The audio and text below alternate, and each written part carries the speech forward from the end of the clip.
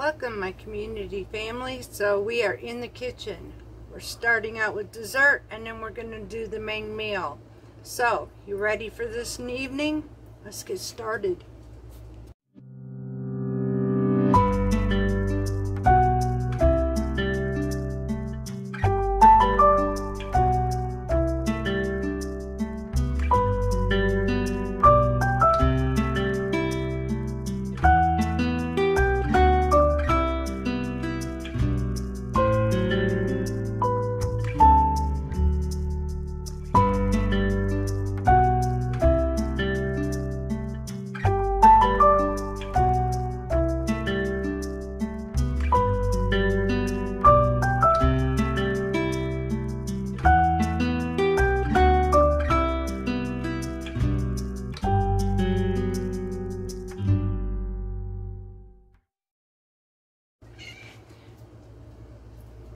Good evening everyone.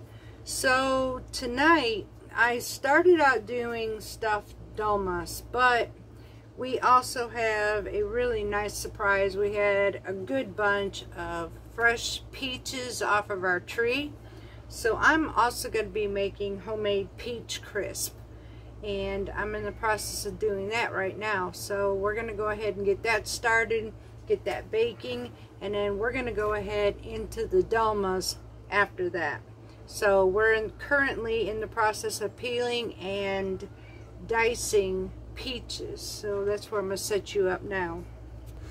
Okay y'all, so right now I'm in the process of, like I said, I am peeling our peaches and going through these. The recipe calls for about 3 pounds of peaches, but we're only going to do half of that for me and hubby. So also, I will tell you, for those who have been watching me with the sourdough, there has been a big change in the sourdough making here. I am technically going back to the old floured ways, using store-bought flour for the starter. But when I go to make the bread, I will be using fresh milled flour. The reason for it, for me, now I know this doesn't happen to everybody, so those of you who is able to do this, that is so great. I wished I could, but we live in a very high humidity state, and therefore fresh milled flour to a sourdough starter where I live causes me to have my starter mold every single time, whether it is in the refrigerator or on my counter. So my starter from now on will be made with store-bought flour, and I will use that starter into fresh milled bread making. So I thought I'd let y'all know, thank God. And this is the point to making this, not the fact that I am using store-bought, but that is part of it. The other purposes, I got to show you something. Back when I started the sourdough starter using the fresh milled flour, I will say this much: I ended up taking a 1-year-old starter and giving it away. However, there was something I had spoke about before about saving the discard to the sourdough starter, especially with an old established one, just in case. For that reason, I am grateful that I did my own advice, and from that same 1-year-old starter I have dehydrated.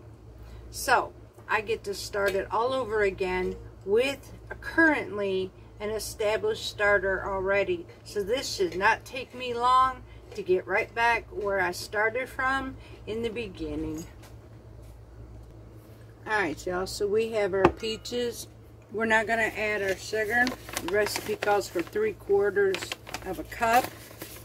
So I am going to be using monk fruit sugar sweetener. Remember, I'm doing a half a recipe here.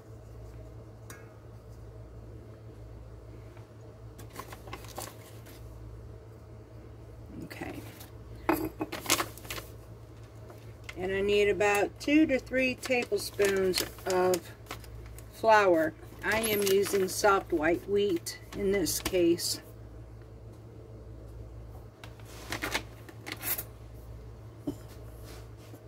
All this is to thicken it up.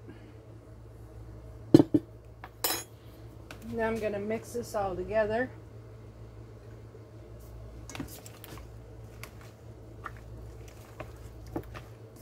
And this is going to be the base to our peach crisp. We have our oven sitting at 350 degrees preheating at the moment, so I'm going to mix this up really well, incorporate all these ingredients. This will be going into a baking dish next, and then we're going to be making our oatmeal crumbled top because we are using oats for this.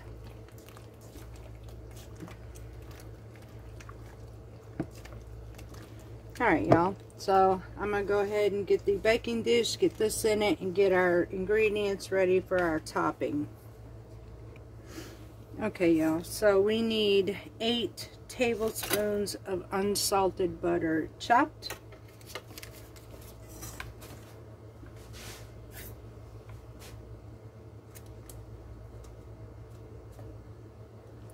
You might as well say you're going to get your hands dirty in on this one, unless you have a pastry mix or whatever, or a pastry blender type thing. You can use it if you want, but I'm just going to tell you I'm going to use my hands in this mix because I'm going to have to mix all my stuff together. Turn it into a crumble, basically. There's my butter. Now I need, the recipe calls for a half a cup of brown sugar. I'm using Swerve brown sugar.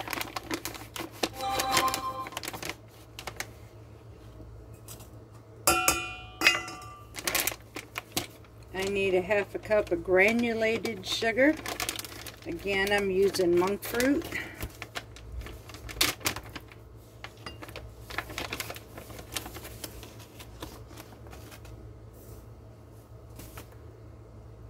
Three-quarters of a cup of flour. I am using soft white wheat. And the flour would be all-purpose flour.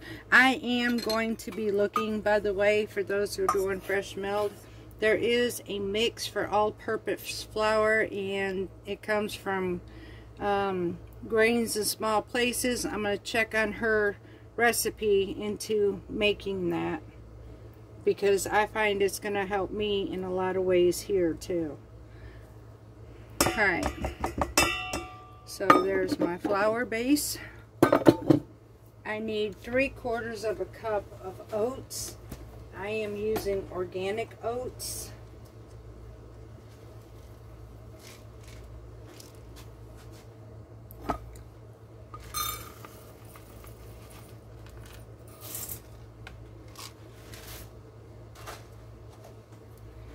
And you could use minute oats or old-fashioned, it doesn't matter. Mine happen to be the old-fashioned oats. I need a pinch, basically, of salt. I need 1.5 teaspoons of cinnamon and 1/4 teaspoon of allspice. And I'll be right back because I need to get that. Okay, y'all, so I added my cinnamon and allspice, and I'm just going to slightly mix this up right quick, and then I'm going to use my hands to try and incorporate this into this butter. That way we can create a crumble for the top of our mix. Break this butter down just a little bit more to make it easier to crumble with this. Alright, now I'm just going to get in here and I'm just going to blend this in really good. I have a pastry cutter around here somewhere, I promise. I just don't know where it's at. And this works better sometimes.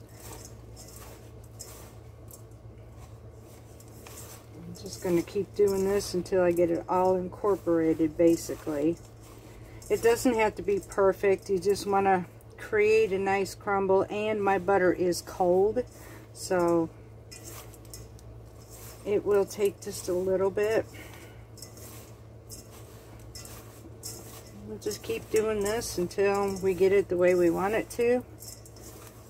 It's not going to be much longer, I can see that now. Because it is very warm here, and this stuff does not take long.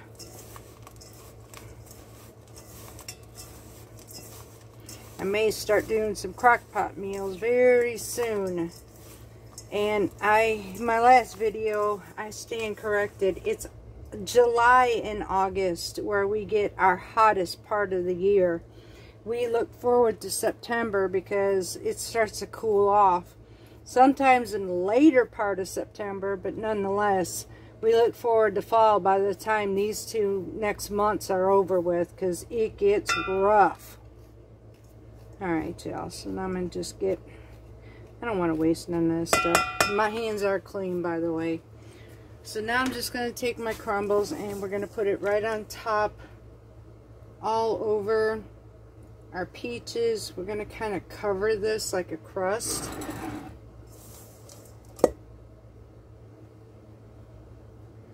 And this is using sugar substitutes. You are welcome to use regular if you don't have any restrictions. Like always, I will put this recipe in the description box below for y'all, for those who are either having or going to your farmer's market and buying peaches, or growing your own, or maybe just go in the store and decide that you just want to make some peach crisp. Alright, y'all, so now we got this. I'll go ahead and get my hands washed off right quick.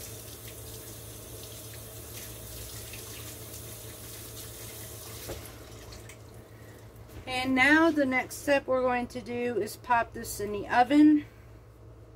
We're going to bake this for 35 to 45 minutes, or until the topping is browned and crisp. May take longer if we need to. So again, this is set at 350 degrees, and into the oven it goes. Okay, y'all, so I'm going to set up my dolma water right now. This is where my dolmas are going to go into. I have just a little bit of water at the bottom, just enough to almost cover my dolmas about halfway. I added a little bit of olive oil in here, and now I'm going to use fresh lemon because I'm going to let the lemon also sit in here and cook with my dolmas. So I'm going to go ahead and juice part of this, and then the rest I'm just going to slice inside of it. So I'm going to just go ahead and juice this.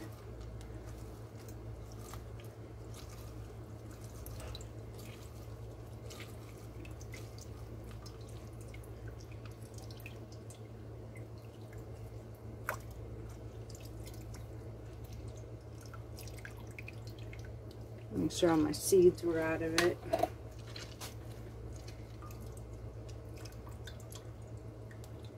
Okay, that was this one. Now the other half, I'm just going to pop the seeds out, slice it, and I'm going to add that in there. So I'm just going to go ahead and pop these out.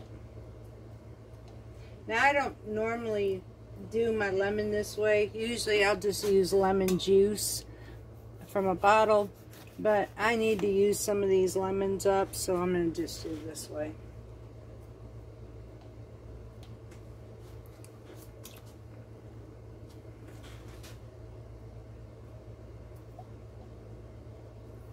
Sorry, y'all, picking out those seeds. There's a little bit more in here than normal. Alright, so that's it. Now it's ready to start adding our dolmas to it. And we're going to go ahead and get that ready next. Okay, y'all, so in the meat part of this, you are welcome to use hamburger mixed with pork, just plain hamburger. We are using 1 pound of ground lamb. So this is for 2 people. You're welcome to take this recipe and make it as big as you need or less as you need. So I'm going to work on my sourdough here after a while. So now I'm going to take and add about a teaspoon of salt, or salt and pepper to taste, basically. This is an old recipe that is handed down to my family, so I don't really necessarily have a recipe.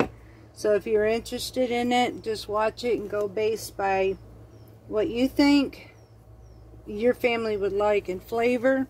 We are using thyme right now. I'm using about, Lord have mercy, y'all, about a teaspoon of thyme.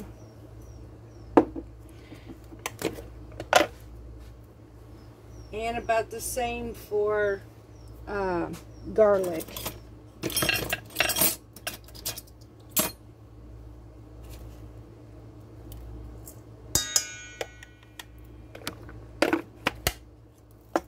I'm going to add just a little bit more thyme to this. Like I said, it's hard because this is a recipe when those old time family recipes, when you've done it for so long, you just don't need a recipe for it. If any of you have recipes like that.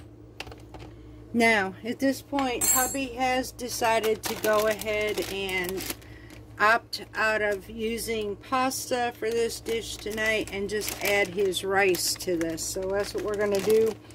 And I'm using 1 cup of cooked rice and about half a cup of pine nuts.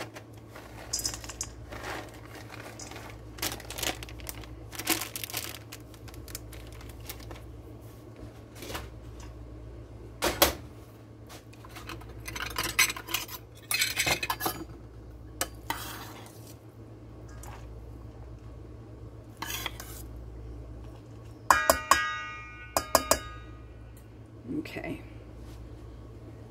Now, this rice here will be frozen for other meals later on, because I took 1 cup of rice basically and cooked it up, made 2 cups out of it. So 1 is for supper tonight, the other cup is for some other meal at a different time. Now I'm going to take and mix all of this together really good. Once I get this mixed together, I will be right back and show you how to stuff our grape leaves, which we have prepared over here, and put them into our pot. This is actually a fairly simple process of making these. I'm going to have to get a better spoon, so we'll be right back. Okay, y'all, so there are several, I will say this, there are several variations on making stuffed dolmas. This is the Greek version, but I'm going to add a little bit more to this.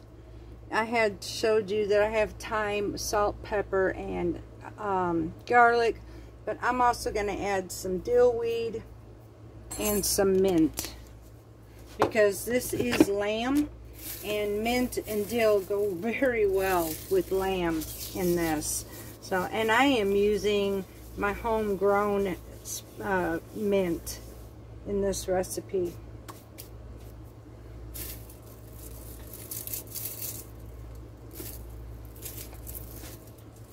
I'm just taking this and breaking it down, as you can see here,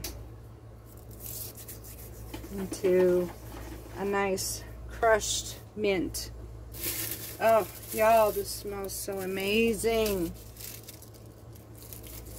I actually need to go out there and do some more of this.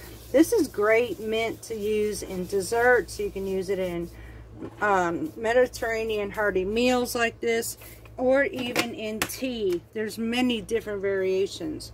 So now we're going to mix this and we're going to start filling our leaves. Alright, so to 1 pound of meat, I think I added about maybe 2 teaspoons of crushed mint leaves, and then about a tablespoon and a half of dill weed. So now I'm going to go ahead and take my mixture. You don't want to overstuff these. You just want to make a nice ball in the center, about a tablespoon's worth, depending on the side of the leaf. Now I'm going to roll it over from the bottom. We're going to make it into an envelope on each end, and then roll it up. That is one way you can do this and roll it like this, or you can actually roll it.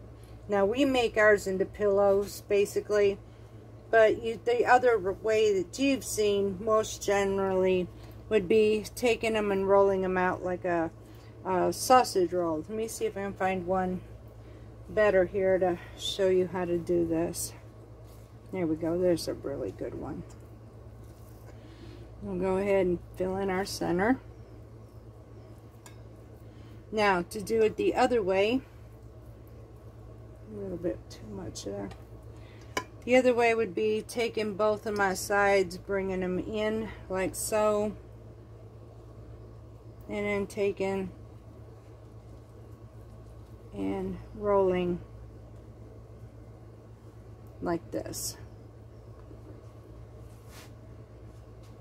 So that's all there is to it, y'all. I mean, this is a dolma, and these will simmer on the stove for just a little bit till we know that everything inside is good and cooked.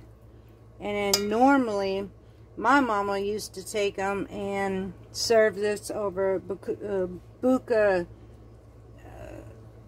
I have to think of the name. Hang on a second. There is another name to this, believe this or not, and it has totally slipped my mind, but also known as long macaroni. They're about thick. They have a hole on each end. I think it's bucatoni or something like that pasta. Yes, it would be bucatoni. I looked it up for you. So, but anyways, that's what my mom would use, and then she would serve it with brown butter over the pasta, with parmesan, freshly parmesan cheese, and then these would be served over the top of that. And those were our meals at times. My mom wasn't your typical American cook either, and I guess I picked up from her what I do. In some ways I also advanced a little bit from what she's taught me from there. And so that's how I became to do what I do. Mom taught me to think out of the box a long time ago. So we're going to go ahead and finish rolling up all of our grape leaves. I want to make sure there's no stems on here. If there is, I just pop those off. But I'm just going to unravel each of these, fill them up, and then put them in our pot until all of this is finished. And once I do that, we're going to start simmering our grape leaves for supper tonight. I can't wait because we have been wanting this for quite some time. It had been months since we've had any of these. And I honestly have to say, for a southern man, my husband actually loves the foods that I introduced to him since I'd been with him for 28 years. So he's been asking for this himself, which is quite strange, but I guess you get used to the food with the one you're with for so many years. So, which makes me feel good because he likes my mama's food, which means he likes the way now that I cook as well. Now, there are times though he'll go on his own thing and he'll want the all-American or the southern ways for quite some time, and then all of a sudden he'll change up. So, and that's where we're at right now, at the change up. Alright, y'all, so I'm gonna go ahead and finish this. Once I get this done, we'll be right back. Okay, so our peach crisp is finished. Our dolmas now are in the pot, and we're ready to simmer. So in this goes, lid on top, and we shall be getting this cooked. Once it's done, we will sew and come back to the final plating. I'll show y'all how to do brown butter. So I've got about a half a stick, because I'm doing a small amount for just me. I have a half a stick of unsalted butter, and I just want to cook this just enough, rendering it down to clarified butter, basically almost brown but not burnt. So I'm just going to cook this down just a little bit. I may add some more butter to this, but once I get it to where it needs to be, I'll show you what I'm looking for. Alright, y'all, so when we talk about brown butter, what it is the milk solids are getting close to the bottom and they're starting to brown. This is a point is where we call it done. Basically, just like making ghee, it's clarified butter, and a lot of people call this brown butter. So this is what's going over my pasta with Parmesan cheese. So I just take this and pour it over the top, mix it all together, and it is finished. Then now it's ready to serve. So I will be back to serve this up. And that is supper, y'all. This is what I grew up with stuffed dolmas and bucatini with brown butter. So I hope you enjoyed this video. Until next time, much love. I'm hangry, and we will see you again from Parton's Heritage Homestead.